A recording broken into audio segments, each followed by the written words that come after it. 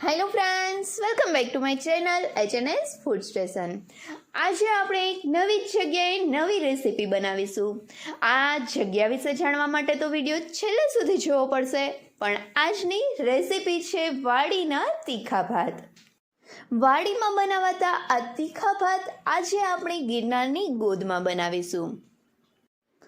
આ તીખા ભાત ખાવાની ખૂબ જ મજા આવે છે. જોઈને જ ખાવાની ઈચ્છા થઈ જાય એવા તીખા ભાત બનાવવાની આપણે શરૂઆત કરીએ.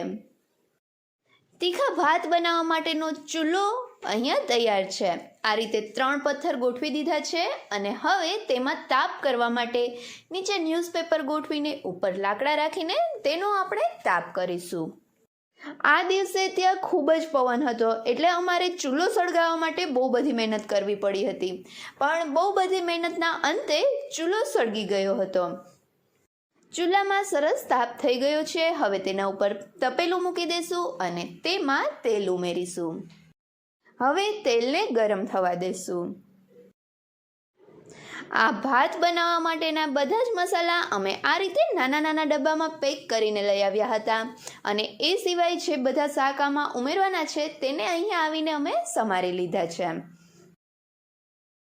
હવે આ તેલ ગરમ થઈ ગયું છે તો તેમાં આખું જીરું ઉમેરી દઈશું અને ત્યારબાદ તેમાં બધા જ ખડા મસાલા એટલે કે લાલ સૂકા મરચાં, તજ, લવિંગ, બાદિયા, આખા તીખા અને તમાલપત્ર ઉમેરી દઈશું અને તે બધી જ વસ્તુને સરસથી મિક્સ કરીને એકાદ મિનિટ માટે સાતળી લઈશું.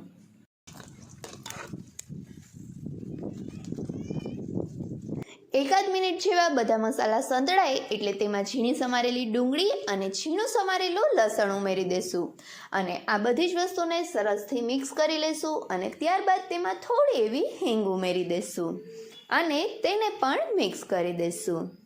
હવે આ લસણ ડુંગળીને સરસથી પકાવી લઈશું.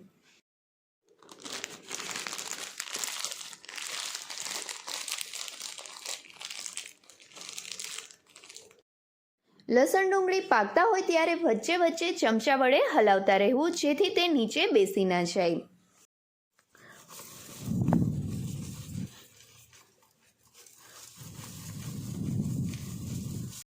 હવે ડુંગળી ગોલ્ડન બ્રાઉન કલર જેવી થઈ ગઈ છે તો તેમાં 1 ચમચી જેટલી હળદર ઉમેરીને તેમાં ઝીણા સમારેલા ટામેટાં ઉમેરી દઈશું. હવે બધી જ વસ્તુને સરસથી મિક્સ કરી લઈશું અને ટમેટાને પકાવી લઈશું.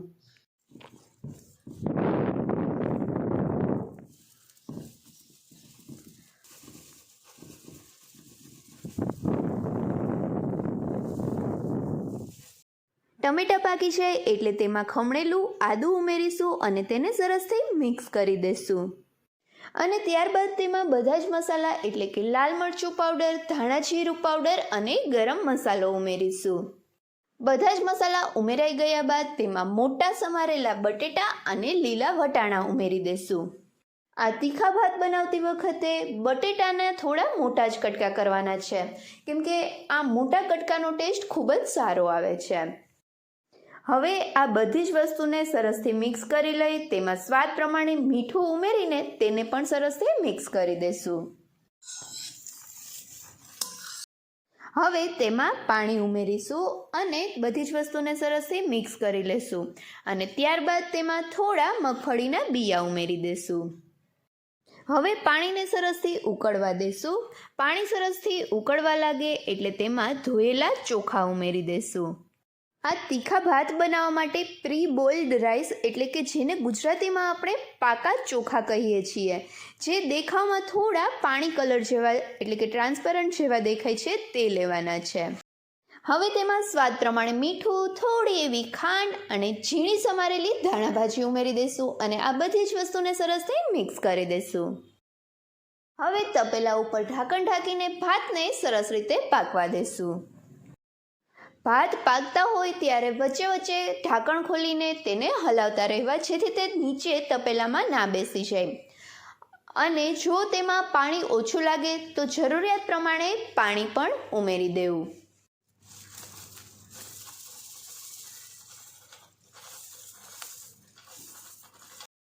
ભાત હવે ઓલમોસ્ટ પાકી જ જવા આવ્યા છે તો તેમાં થોડો લીંબુનો રસ, ઝીણી સમારેલી ધાણા ભાજી અને ભાતને ટેસ્ટ કરીને જો તેમાં મીઠું મરચું ઘટતું હોય તો તે પણ ઉમેરી દેવું અને બધી જ વસ્તુને સરસથી મિક્સ કરી દેશું અને ફરીથી ઢાંકણ ઢાંકીને 3 થી 4 મિનિટ માટે પકાવી લેશું.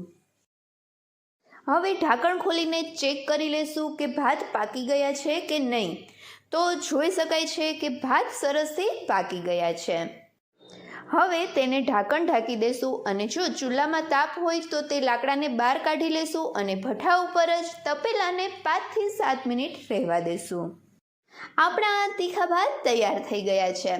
તો તેને ગરમા ગરમ પ્લેટમાં લઈ લેશું અને લીલી ડુંગળી સાથે ખાવાની મજા લેશું. સામે મસ્ત ગિરનારની આજુબાજુના પર્વતો દેખાતા હોય અને શિયાળાનો મસ્ત ઠંડો પવન વહેતો હોય ત્યારે તીખા ગરમા ગરમ ભાત ખાવાની મજા જ આવે છે. અને એમાં પણ સાથે જો આ શેકેલા મરચાં મળી જાય તો એની તો મજા કંઈક અલગ જ છે. હવે આ જગ્યાની વાત કરીએ તો આ જગ્યા છે બોરદેવી, જે જૂનાગઢના ભવનાથથી લગભગ 8 કિલોમીટર અંદર આવેલું છે. ગિરનાર ચડવા માટેના પગથિયાની શરૂઆત થાય ત્યાં જ જમણી બાજુ એક ચેકપોસ્ટ છે. તે ચેકપોસ્ટવાળા રસ્તે અંદર જઈએ ત્યાંથી જ બોરદેવી જવાય છે. અહીં બોરદેવી માતાજીનું મંદિર આવેલું છે. આ મંદિરની પાછળ જ આ એક મોટું ગ્રાઉન્ડ છે. અહીંનું કુદરતી સૌંદર્ય માણવા માટે લોકો અહીં આવે છે અને ઘણા લોકો અમારી જેમ રસોઈનો કાચો સામાન લઈ આવીને અહીં રસોઈ બનાવે છે અને પછી જમવાનું જમે છે. અને ઘણા લોકો ઘરેથી પણ જમવાનું બનાવીને લઈ આવે છે અને અહીં વનભોજનનો આનંદ માણે છે. ચોમાસા દરમિયાન તો અહીંનો નજારો ખૂબ જ અદ્ભુત હોય છે અને અહીં પ્રકૃતિ ચારે કળાએ ખીલી ઉઠે છે. જો તમે જૂનાગઢની આસપાસ ક્યાંય રહેતા હોય અથવા તો જૂનાગઢ ફરવા આવો અને તમે નેચર લવર્સ હોય તો એક દિવસની પિકનિક ટૂર અહીં જરૂરથી ગોઠવજો. તમને મારો વિડીયો કેવો લાગ્યો એ કમેન્ટ કરીને કહેજો અને જો વિડીયો ગમે તો લાઈક કરજો અને ફ્રેન્ડ સાથે શેર પણ કરજો. અને હા, હજી સુધી મારી ચેનલને સબસ્ક્રાઈબ નથી કરી તો સબસ્ક્રાઈબ કરવાનું ભૂલતા નહીં. Thank you so much.